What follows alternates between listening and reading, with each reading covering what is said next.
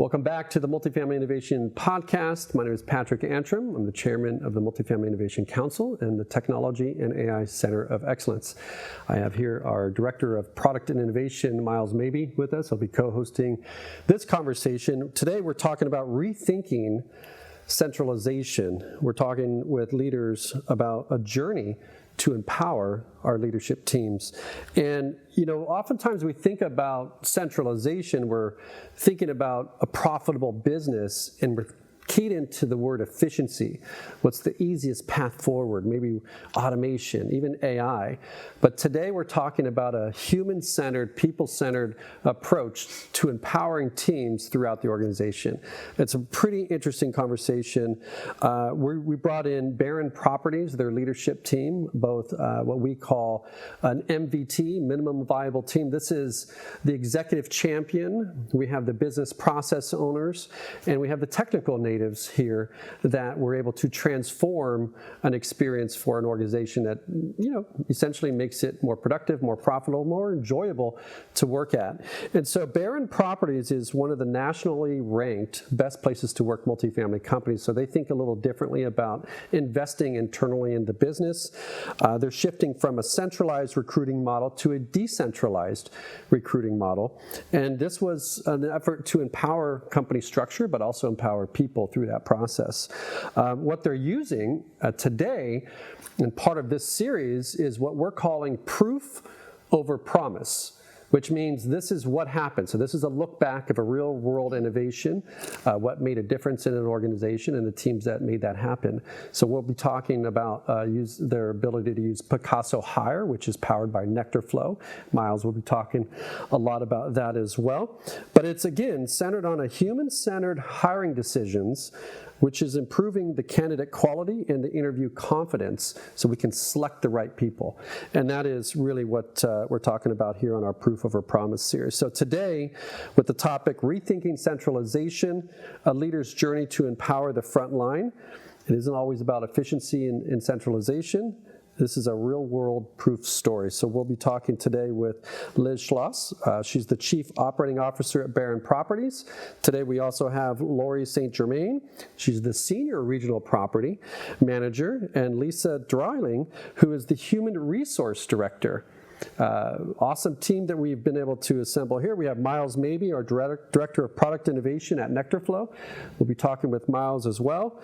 And Peter Astorga, who is the Property Manager for on-site operations where the business happens. And we'll be showing you that conversation live with us. So welcome in. Thank you. Yeah, we have, you guys are in Scottsdale, so it's nice to have Barron come over to the Innovation Lab and share the time. And that's, I think, where we all started this journey back at the summit, and then now a conversation with Liz. And maybe we can start there. Liz, you were looking at I know we talked about a problem worth solving, but maybe go into a little bit of your vision of why you were thinking about this, why this mattered to the business objectives, and begin there. Well, as a company, multifamily has definitely increased in the size of, units and throughout the nation. And so with that, you get the challenge of attracting the right talent. And in today's world, you get a little bit more of a diluted talent pool, especially with the expansion of the industry growth that we've had. So our goal was how do we figure out the right person for our company for this particular asset? We don't want to blanket a job description for one community manager, because a high-class community, type A, in an A location getting $5,000 rents, it's much different than perhaps a more affordable or attainable. And Barron does both of those.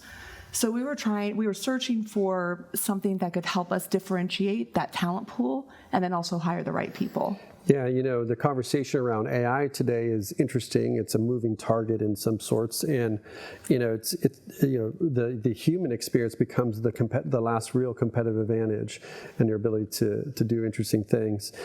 Talk to us a little bit about when you realized this was a problem we're solving. Like what thinking process did you go through to actually get into action? Well, I think it was more of trying to understand how AI could help us in this capacity. One of the biggest things that we struggled with was we went through several interviewing processes with several different people, and the person would start, and then after 30 days, we find out it was a mismatch. It just wasn't a good fit for that particular role. And so it was, how can we utilize AI with, some sort of psychology, if you will, Sure. to come in, insert into this equation and try and pinpoint some, thought-provoking questions for our leaders to be able to get more out of them to get a better quality employee. Yeah. And, before using Picasso, like what did that look like, even in the interview process? Standardized questions, like how were you thinking through that? I guess before we started working together? And I think there wasn't a lot of really standardization to that, but what we did have is we had an in-house recruiter that would manage the process from the posting of the ad to the taking in of the resumes and ultimately then interviewing. So I think it was really up to our recruiter and what his thoughts were, which were probably fairly common questions for the same role each and every time. And then he would pass on his quality candidates onto the properties themselves. Yeah. And Miles, you've worked clearly with the team. Talk to us a little bit about moving through that challenge, I guess. Yeah, well, one of the challenges with that is there's one person that's kind of, everything's got to go through. That's that centralized approach. The centralized approach. And so with Picasso Hire, the candidates come in, it also handles the posting of the ad and those types of things. And so because things are displayed really nicely, I think that really lends to opening it up and having more people being able to have access to the candidates that are in the system so they can review it and look at it. And you can get more eyes on the same candidate, and then more opinions can be formulated and put together to lead to that selection piece. Yeah. And to add on to that, so you had a centralized person who was in a corporate office, that there was maybe a little bit of a disconnect between what the personality was at the asset or what the culture was at the asset. So he may be looking for something that he might think is a good candidate, but it may not fit that culture at that particular asset. Exactly. So the standardized centralization, we thought, can we do better? I think we can do better. And so that's why that your product was so intriguing. And so, we just said, why not? Let's try it. And it's ended up to be great. Yeah, so and that brings up a good point. I mean, this goes to leasing as well, but is that you have different investment objectives at each asset too. So having a centralized person far from that, maybe not even in that role, specifically knowing like what is materially needed. Were there any bottlenecks with the old way that you found were unlocked by moving to this new process? Yeah, I think one of the biggest challenges we had is just the number of resumes that we get. Yeah. And just going through, our in-house recruiter going through those resumes, it was so time-consuming. Sure. And that's one of the things that we've really enjoyed with Picasso Hire is just that really the efficiency of the product has helped immeasurably. Yeah. Because a lot of those resumes are not resumes that we necessarily wanted to spend time with, but it was taking us so much time. Often we had hundreds, 200 to 300 resumes for a position within a week. And so that takes up a lot of time. Yeah, and it's interesting, it's not just a company problem, this is an industry problem because, and even outside of multifamily, is that because of that overwhelm from an admin standpoint and the way that technology has been built to solve for selecting the right people has been in a centralized program. You can't buy an applicant tracking system for every property. Right. And so you end up with this centralized view, and then the recruiting manager gets overwhelmed, and they don't follow up with everybody. So then everybody that's applying, they just keep applying to everything, and it overwhelms the system. And so it's what we call the candidate experience is. At least we're able to, can sift through those resumes faster and was it 7 seconds they spend on average on a human in looking at a resume? And it's like, well, who did we miss? Right. Not always, who's not in there, but like, who did we miss? Or sometimes it would take too long for us to get back to that candidate, and they'd already accepted a position somewhere else. So you missed. Yeah, they're happy to hear back from somebody, right? Exactly. That's right. Yeah. That's interesting. So you were working with an applicant tracking system currently. So did it feel like a change management initiative, or how did you think through from a leadership team? And maybe you guys can talk like how you interface together about that. Was everybody excited at the beginning or not? Or was it like, I know, Liz, you were a champion, Certainly. right? So Certainly. how important is that? Certainly a champion. And I do believe that anytime you adopt technology, AI, into a business, that from the very top down, there has to be buy-in. And if there isn't, it simply will not work.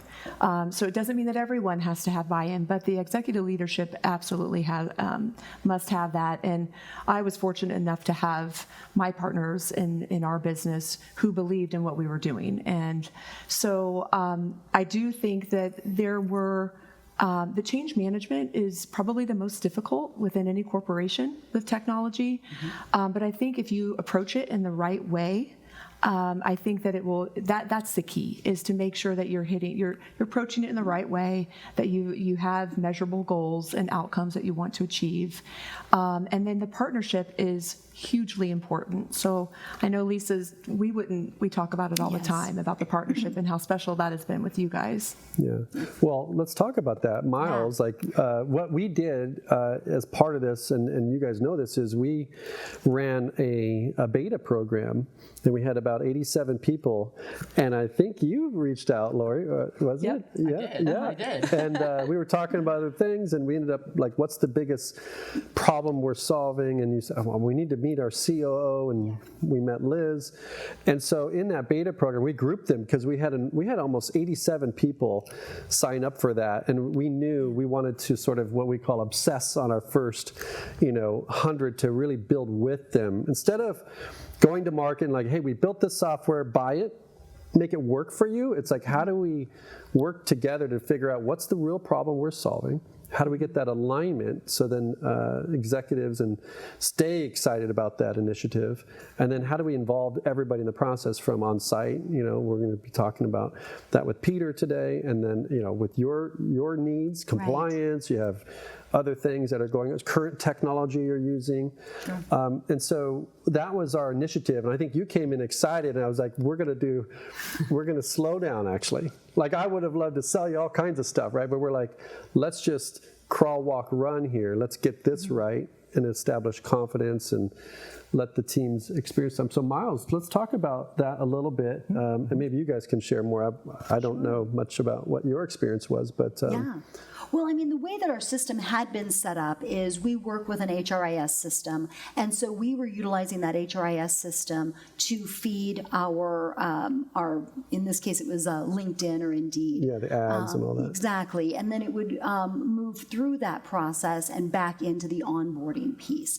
And so it was really a complete flip for us, because we had to move in a different direction. The way that our HRIS system was working didn't really allow for us to work in tandem with Picasso Hires. So Miles was integral in making sure that we were able to get the systems that we needed to talk to one another. Sure. And it took us a little bit of time. We worked through some challenges, but ultimately coming up with a product that really is providing us a very fast process for us to get the candidate information, for our managers to get that information, and for us to be able to self-select. Sure.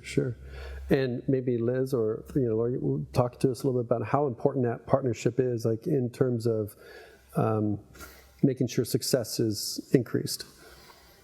Sure. So the partnership is really important. What I've noticed, particularly with Miles, is that if we've got a question or, how do we handle this? Or, I wish it did this. We reach out and he makes it happen.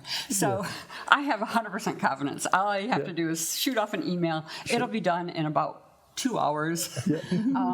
And we're kind of improving the system together. Yeah. How does that feel? Is that you think that's, obviously important, but is it informative, educational? Like, do you feel like you're more empowered with that process, or is it just like relief to the pain? I think the whole process is, it's putting it into the right hands where it needs to be. I need to see those candidates. And like Lisa was mentioning, easily, we get 100 applications. Yeah. Normally, our normal process is going to be, hey, we're going to look at this one. Nope. Okay, this one is a maybe. And then we're going through our maybe pile, and we're like, nope, maybe. The process is so much faster because it's already kind of picked up some key things.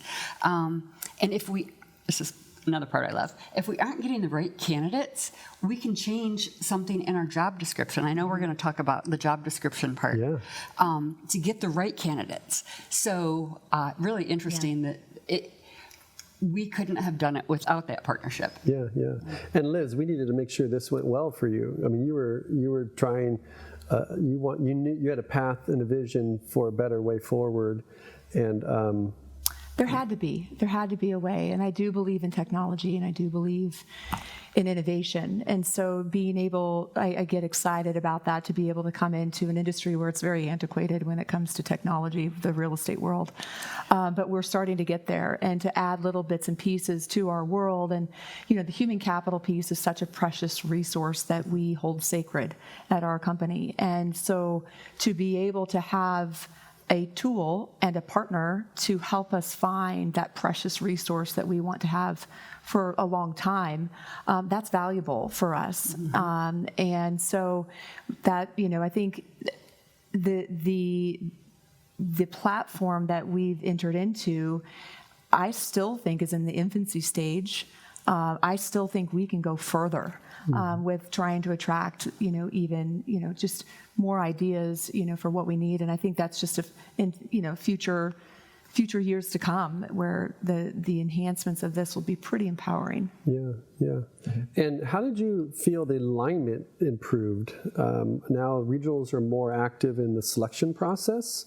Is that getting closer to the asset as we talked managers about? Now. Yeah, so one of the things that was very important to us is that we still wanted that human interaction. We did not want technology being the face for Barron, because we are a people business, we're a transactional business, but we do want to use technology as a partner in order to make decisions. And how fun was it to, and we'll talk to Peter a little bit later, but one of our candidates utilized the AI bot to interview him, and how fun that was to explain to him what we're testing, and let us know your feedback. And so that's how you get buy-in, is to continue to experience what that is and to help improve it too. Sure. I mean, we talked about taking the speed up, the conversation, slow the conversation down. This is what we want the bot to preface this, prior to the conversation, really making it clear that we would be ultimately making the decision, the human would be, but it comes with a partnership with technology. Yeah, that's the name of the company. I mean, Picasso, and I think you guys know this for the viewers and listeners. We looked at the resume, and the resume comes in as like a stick figure. It doesn't really tell us a whole lot about the person, their competencies, the success factors, the things that are going to lead to actual performance at work. And so when we talked about the name Picasso came up, like, we just want to give you better decision intelligence to choose and select, and give you a full picture, full colorful, because humans are full range. They have unique abilities. They have just things that sometimes they just need to express themselves even outside that resume.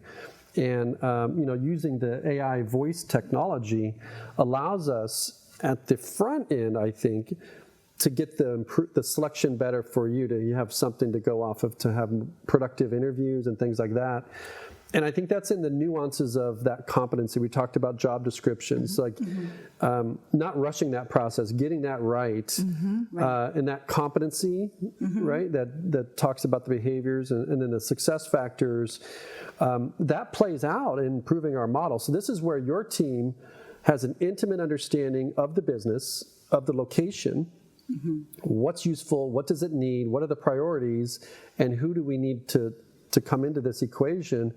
And if that gets into the model, now this is something no other HRS system would have, because you're kind of creating your own AI model for every job role, you know?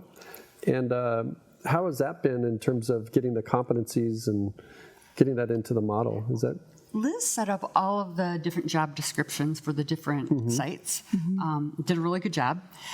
We had to tweak a little bit. Help. Yes. Thank you, Lisa. And you're co-hosting, so whenever you jump in, I don't want to dominate the... I just totally forgot what I'm talking about. We're talking about the job competencies, the descriptions. The resumes. Yes. Yep. Okay, so with each posting is its own, basically. It's not a blanket. It's unique to that property. And I do like that. And what we have seen is that one candidate might apply to more than one job and be ranked differently. So it's really about that job description and how they match up with what that property needs. So that is the one thing that we haven't been able to do before. So that's really exciting for us. Absolutely. Yeah. Yeah. And I think, too, that the managers also have additional confidence now they have so much information about these candidates to be able to look in and really, where it's really breaking that resume down to determine the skill set of the individual, I think gives the manager confidence in their next interview that they're going to be having, plus the interviewing questions, I think has just created a real positive experience for our managers to take that next step in finding the right candidate, right? Yeah, and they don't have time to come up with those questions. I mean, you want them leasing, right? I mean, you want them taking care of residents. And you want the questions tailored to what that resident's resume portrays. And so what I thought was so unique about the program is that not every question was the same. If you started really studying them, they were different based off of the resume. And then once you get the profile after the AI interview, then it even gets more robust. And so those questions you can dig in a little bit deeper. So maybe you have 2 or 3 candidates that you just don't know which one to choose. That AI, that last interview component will allow us to do that last interview and answer some questions that we may not have known to think of, but would definitely make it easier, the decision easier to make. So. And I think this highlights one of the advantages and power of generative AI is this individualization of things like the questions or the conversations that, it'd be hard to do that for every single candidate. For one of you guys to sit down and write those types of questions, you'd run out at a certain point and start reusing questions or something like that. So the great thing, and this is where this new technology that is relatively recent, combined with the automation of the ATS type, where we keep all the resumes organized and everything, combining what information we get from the candidate and what we can do with generative AI creates a much fuller picture and that report that has the questions and the skills and all that for you guys to have all that information on every single candidate. Right. No, that's a good point. Yeah. Talk to me about the assessment itself. Like, how's that been different? What our vision was, typically when you hire a high-level position, like a CEO position, it goes through a full range of this type of analysis. And then, but the problem with that is you're paying a 30% fee to a recruiting agency to do all that hard work and to do that. And so we've been able to do that on every applicant for you, technically, in that assessment. That would be like a presentation, like, here's what you have. By the way, this is where we need to lean in. This may be a red flag here. Ask these questions, get clarity on this. How has that report or the assessment been useful in crafting and managing these conversations with potential candidates? Well, we use the AI assessment after we've had our in-face, our person-to-person interviews, because we wanted to make sure, because we are a company that's concerned about our employees, and we wanted to make sure that it also was a fun component, that this was something that we added that wasn't laborious or difficult. It was actually going to be interesting and informative, and so we've tried to make it a fun add to our candidates, and I think that they have picked up on that. And then getting the information where we're learning more, like kind of a Myers-Briggs style personality test. We're learning more about that person and how they're going to fit into their team. And really, to Liz's point, we were talking about each property has its own culture, it has its own feel.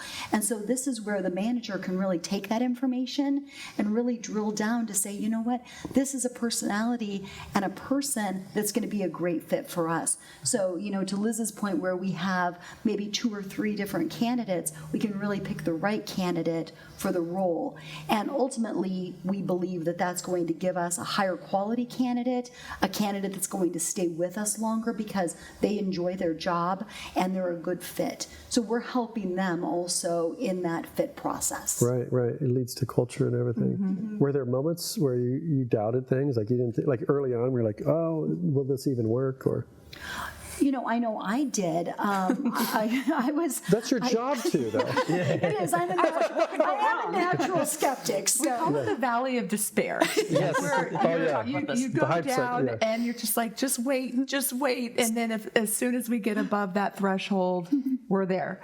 And so, yes, we did have some valley of despair conversations. We did. Yeah. But what I think. Well, how did you push through those? Let's get into that. Because that, if you retreated, you wouldn't have benefited from all this impact, right? Yeah. Financially, experience, company culture, all that stuff, right? Like driving the business force. So like when you are in the moment, you're trying maybe something new or different, and there was a moment of doubt. Instead of quitting or retreating, you guys pushed through. So what was that like?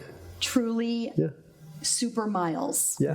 It is super Miles. I was going to point at Miles. I think that our product is so custom to what we needed that when we did have a moment where we said, I don't know if this is going to work, being able to come back and the partnership that we had with Miles to say, Miles, I don't know, this doesn't seem like it's working right, was the moment when Miles, who always has a smile on his face, by the way, would say, Lisa, here's what we can do. Yeah. There were even situations where I think Lori had reached out to me and said, hey, Lisa, I'm really struggling with, we're getting these interviews set up, but then when we're ready to speak to the person, sometimes the candidate isn't showing up. Yeah. And so I was like, gosh, we've got to remember a way, we need to come up with a way to be representing this so that we know that when that person interviews again, that, okay, they don't show up for their interviews, this isn't the candidate we want. Sure. And so I reached out to Miles, asked the question, and Miles said, hey, Lisa, give me about 30 minutes. I'm gonna go work on something. Let me get you on the phone, and we'll talk through it. So I was like, sure, he's got stuff going on. Yeah. So in about 30 minutes, we get on the phone, and I said, okay, so Miles, here's the situation. He goes, oh yeah. So I did it. I fixed it already for you. He had already found the solution, implemented it for us, and given us the outcome that we needed. And it's things like that made those moments, those low moments, made us realize. Yeah, and from a partnership, from the other side of the pond, if you will, even though we're really in the same boat, you guys were very vocal in letting me know how you were feeling. Mm-hmm. Sometimes you just have a customer, you don't interact with them very much, and then they cancel out of the blue, and you're like, you don't know why. Mm-hmm. And so what's really been great is that partnership in the communication back and forth. I know, Lisa, we have exchanged I don't know how many emails about stuff, questions, comments, concerns, and I love that feedback. To know, okay, let's tweak this, let's change this. This isn't working for them. They need this. That's the important thing for me as for the product and innovation to push it forward is that feedback loop. And so even when you were in the middle of despair, as you say, being able to communicate between the two of us, that communication level was so important for me to be able to be there to help. because when the customer's despairing, I also feel despair, And we worked through quite a few different things, 2 different integrations, Indeed, and another one, to get our software up to functioning in this nice flow that reach that efficiency. Right. And you guys were extremely helpful in walking us through those integrations, giving us access to be able to test things, to make sure everything was as robust as possible. And so, from the partnership, the communication and the mutual benefiting is this, what made that work and helped us get to the point we are now. Yeah. And you had to align resources to do that, but one of the and you're not talking to someone in sales, he's leading up product. So that's one of I think the benefits of working with NectarFlow and even under the Picasso Hire product is it used to be we bought software that was built for everyone, and now we're building with you a solution to solve a business problem, not sell a software. That's the game changer. That is. That is the game changer. We utilize Entrana for our software program, and absolutely wonderful. We love them as a partnership, but it's their software. And to be able to accommodate our needs is not necessarily that they're there to do. And so that is why I think this is such a unique partnership, is because it is so tailored to the customer, if you will, and what we're really wanting and trying to achieve. Yeah, and I think that's important to get that. You talked a lot about the alignment and things like that, to be able to have that business goal and to be able to, we want the business outcome. We don't necessarily want the tool, right? And if we know what the business outcome is, we can apply decisions, what software can solve that, to make the problem go away or create this new future you want. And I get a lot of satisfaction knowing you've led such a great process there. I really appreciate that. And you need the customer commitment too. So I think a lot of people in multifamily say that hiring is a problem, but they haven't approached it the way you have. They're just advertising, and they're not stopping to think about how big this problem is impacting their business.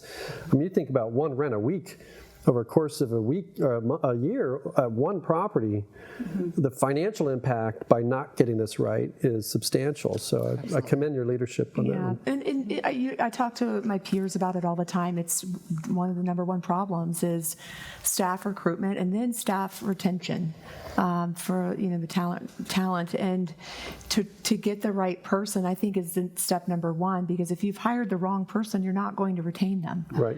If it's not a good fit, chances are the retention's not going to be there. So let's start off with step one in the right direction, and then we have a better chance of that retention. I think it's still too soon to tell whether or not we haven't even approached a year now, but I do think that, as Lisa, when I asked her at the very end, the comment, I said, are you happy with what Picasso has to offer? And she said, we are getting better quality candidates faster. And that's just one of the pieces to the puzzle of hiring a great candidate or employee. But that is, from a monetary standpoint, that's huge from my chair. Yeah, let's lean into more of that. You're an executive, you have financial P&L responsibility over the organization, where investments are placed and prioritized. How did that shake out for you? I know that you went from centralized to decentralized. ROI standpoint, where are we on that metric? I think it's too early to tell right now, but I do know that we're going in the right direction. I do know, it was not the idea to replace a position, but this platform has replaced our recruiter. It doesn't mean that there are things that are needed. Lisa's taken on some additional responsibilities, but we're also utilizing some technology in other areas of her world that are allowing her to, what I say, instead of doing 4 things, she's managing 8 because of technology. So that is really the goal within each of our positions, leadership positions, is to get that, not to take positions, but to get a little bit more bandwidth. And we just need to do it differently than how we used to operate. Yeah, so you had the centralized one recruiter, that role changed. Now you have your regional operations, even your on-site managers, property managers, better at recruiting. Like, tell me how that has turned them into recruiters, essentially. Peter, who we'll be talking to, was actually the first one that did the AI interview for us. So he's kind of walked through the whole thing, and I don't want to take from his experience, but We'll ask him for sure about that. Yeah. But I mean, are you getting? Is that been an improvement to have more? I guess closer to the operations. absolutely. Yeah. You know, I think one of the pieces that we haven't talked about is it talks a little bit about what motivates the person. And that's really key, because there's the barrier, and like that is our culture, and then there's the site that we have to also match up to. So, Yeah. I have a question here about like what advice. So there's a lot of people who are going to listen to this, watch this. They're leading national, regional portfolios. You guys have a lot of really great assets already underway. What advice would you give to other multifamily leaders that are considering thinking about either using Picasso or even solving this business challenge? Any reflections on that? Any one of you can share on that one. Well, I think, I had said it earlier on in the conversation, is to adopt something like this, you will need a foundation of support. And so having that as number one is everyone has to have buy-in from an executive leadership style, and then the appropriate individual and the appropriate processes in order to implement that change. Because of the change management, more so on the people side, that's very difficult for some people. So whatever you do, that's what I've learned in the short time that we've started to implement more technology into our business. How important it is to have a plan and what that looks like, and the proper communication and the style of communication to certain audiences. You can talk to me all day long about it. I get excited, but if you go to a different personality, it's fear. Or am I going to lose my job? Or so you've really got to tailor your communication to the appropriate audience, if you will. Yeah. And in your role, what are you most proud of with this process? I think, to Liz's point that she had mentioned, getting a better quality candidate more efficiently. I think it's really exciting to see our managers getting excited. I can't tell you, I mean, it really makes me happy to hear from my managers saying, hey, guess what? I just met this great person, and they're going to be a great fit for our role, and just seeing their enthusiasm and their excitement for their new candidate versus having somebody more like, handed to them and they go, oh, okay. Here's your choice. Right. Yeah. Work with them. Right. Make it work. And one of the things that we were hearing at the corporate office was they were saying, well, our candidates are not a good fit. We were hearing that there was a disconnect, and we're like, where's this disconnect coming from? We think we've got these great candidates that we're sending to you, but our employees and our managers are saying, you know what? I found the right candidate. I've looked at all of these people, and their enthusiasm to me says we made the right decision. Yeah, elevating. That's the empowerment piece. Absolutely. Where and then they can grow and scale whatever visions you have for those roles. Anything else you wanted to share? Or? I guess the only thing, we talked a little bit about the cost savings. Like, as we did our budgets this year, it's less expensive for us. Yeah. In most cases. There was a too. handful of few that it's going to be a little more depending on the size of the property. But yeah, so it was a benefit in that way as well. A real win-win. Yeah, for sure. And then Liz, going back to you, like, how does it feel being, I mean, it's never done. I always tell Miles, or we always laugh because we'll talk about ready versus done. It's never done. It's just ready for the next version. It's like our iPhones, right? Like they're just constantly innovating. And we want to continually have interface with you guys as we build the business to continually innovate and make the product better as our businesses evolve as well.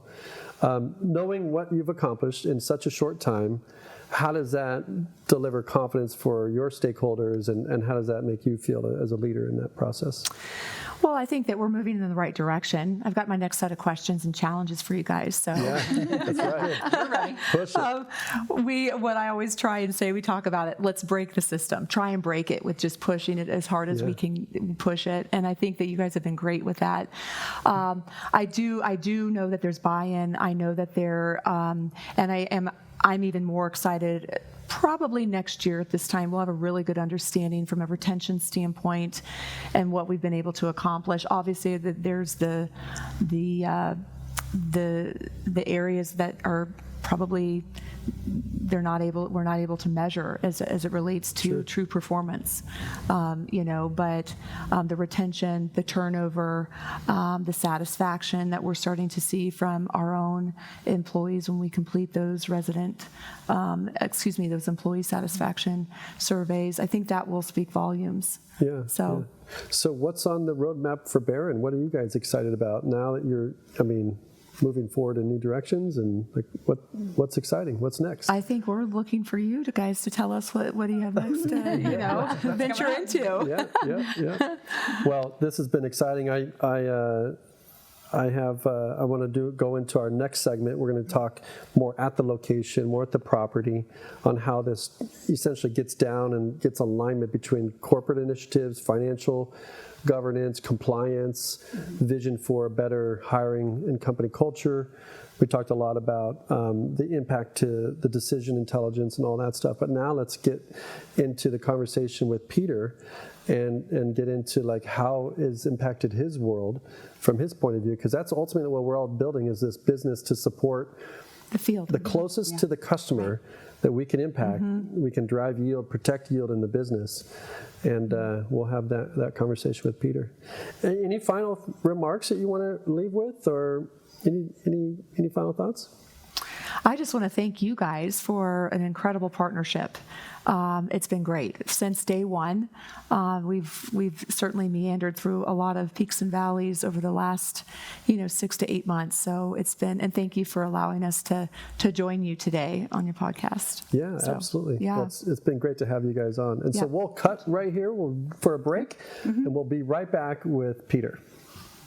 All right, welcome back. We're here with Peter Astorga. He's the property manager for Barron, and this is all about rethinking centralization and empowering leadership teams, even on the front lines. So, Peter, welcome in. Thank you. It's great to have you here. Thank you. Thank you for having me. Yeah, have you been on a podcast before? I have not. Okay, all right. Well, now you have. And, one of the things that we do with these conversations is we're talking a little bit about more proof over promise, especially as an on-site manager. We've lived your world. We can appreciate that that's where the value is created. You're a mayor of a city, basically there, and you're taking care of a high task, what I call high task and high relationship, but you're running a $100 million asset probably, right? And sometimes we don't appreciate that because we get lost in the activities are so high, the pressures are so high, we got to turn around a property, lease it up, got collections, we got all these things that we're doing, and at the end of that day, people are the most important asset, and behind every success and failure is a person. And I wanted to get your perspective of how you've been able to think through selecting your teams or going through that process, and get some perspectives maybe from your point of view, what that's been like. So how has been working with Picasso been different for the way that you've typically approached hiring new people?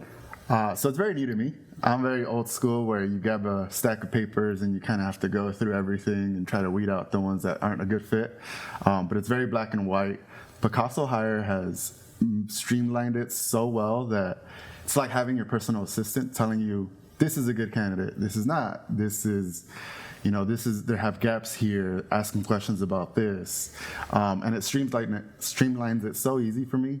It makes my job so much easier. Yeah. And so how does that feel, knowing you're more prepared for that interview?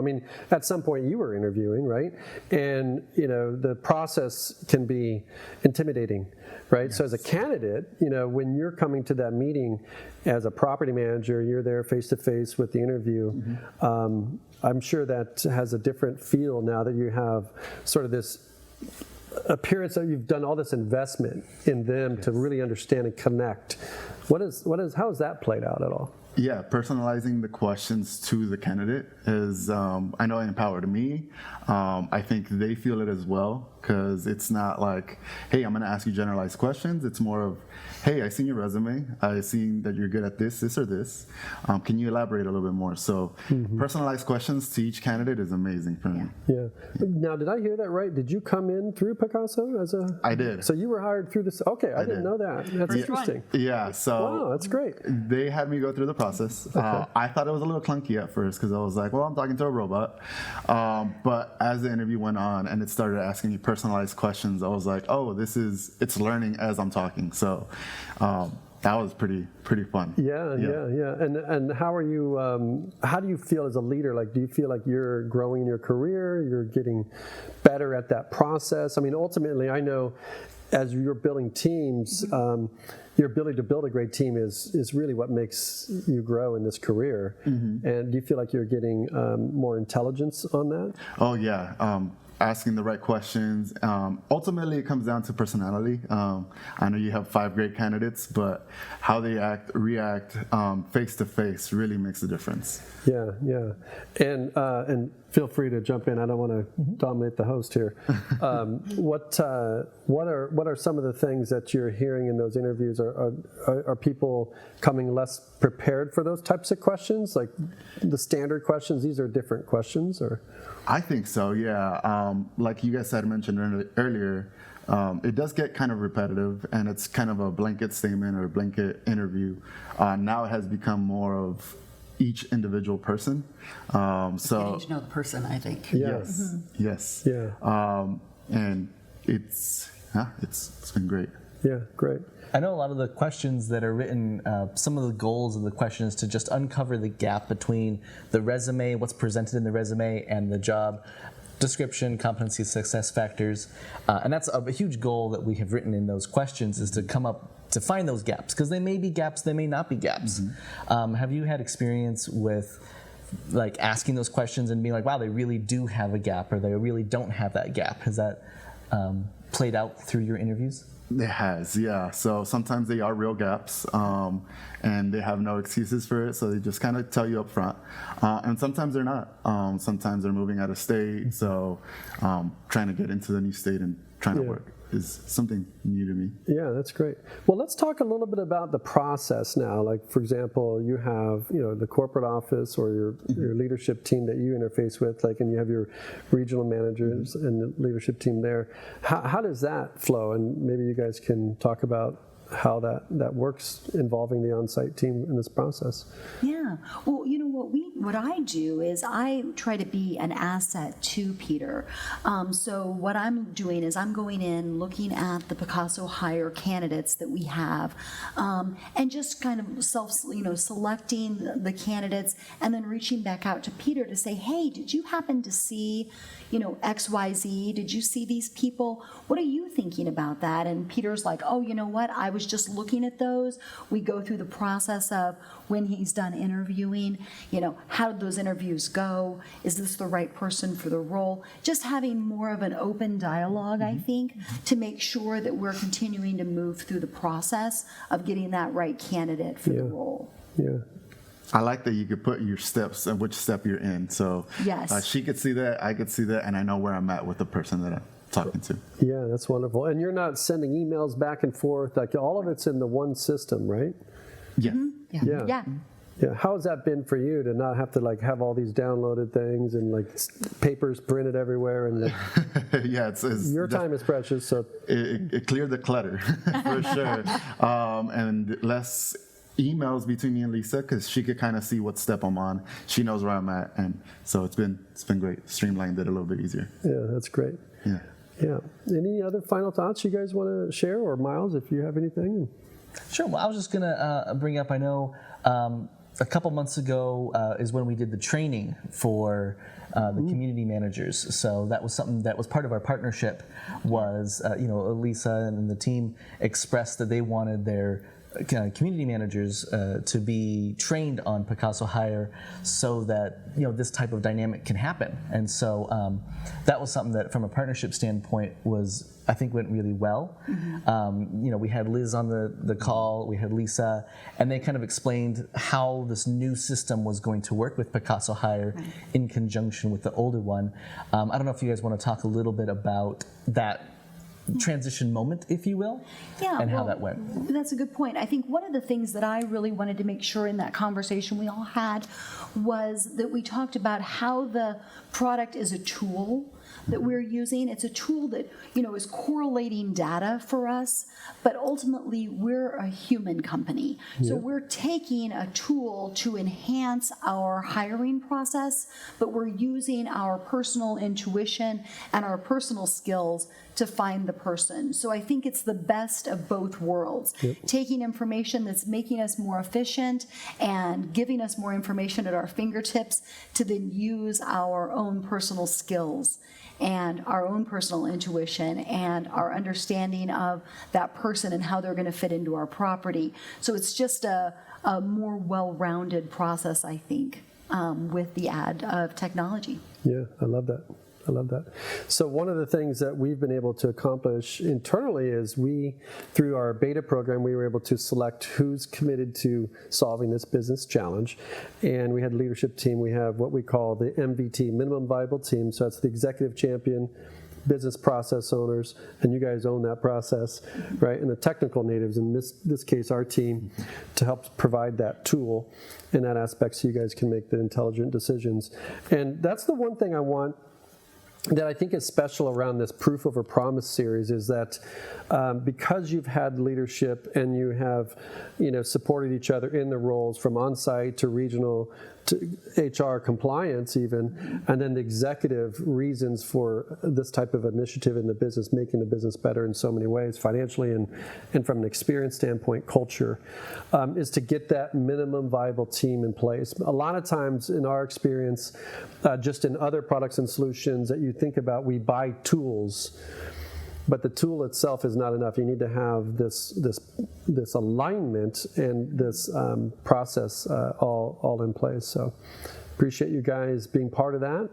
And I know people will probably have questions. We'd love to invite you in to some of the other innovative things we're doing, and we'll be spending some more time in product innovation. But thank you for allowing us to build with you and make the business better. Thank you. Thank you for having us. Yes. I appreciate it. All right, well, that's a wrap. We'll see you guys in the next episode.